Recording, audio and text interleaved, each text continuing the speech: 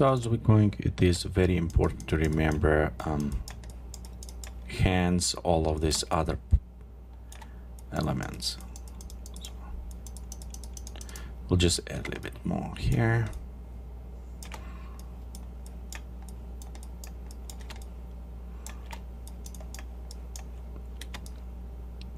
And if you have the keyboard set, you always like right here can switch by hotkey to the black, back to white, so you can kind of going between, jump between them and see when you add a little bit edge. So it's always what I'm actually doing. So right here on the body, we can add some highlights to areas and to bring a little bit more muscle definition.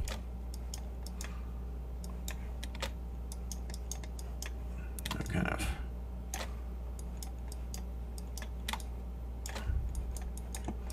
a little bit added, kind of painting almost. Okay, and the one thing is about highlights and dark. Remember, far away it's a little bit darker, closer highlights. So if you want to increase in size, you can easily just by adding some white highlights and black around, and you will see these elements start kind of coming out.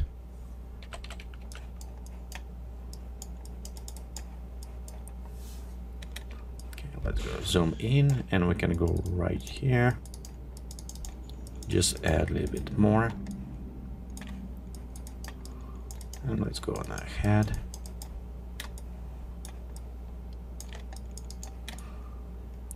We have some lines I want to add, maybe around. So bring a little bit more this edge again. As a white highlight going in, it will create closer to the camera and darker. You have the perception almost a little bit away from camera or hiding in the shadows. So let's give it a little bit more, I think 3D perspective, more kind of coming out.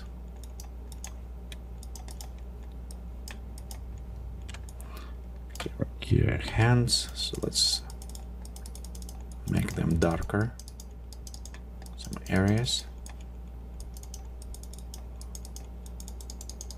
And I have it a little bit kind of, you can see my Photoshop kind of fall behind the stroke, so I'll probably, it's happen sometimes, need to restart it when you work something going on with the caching, and maybe it's a little bit too much on this on the caching, so it's going to slow down.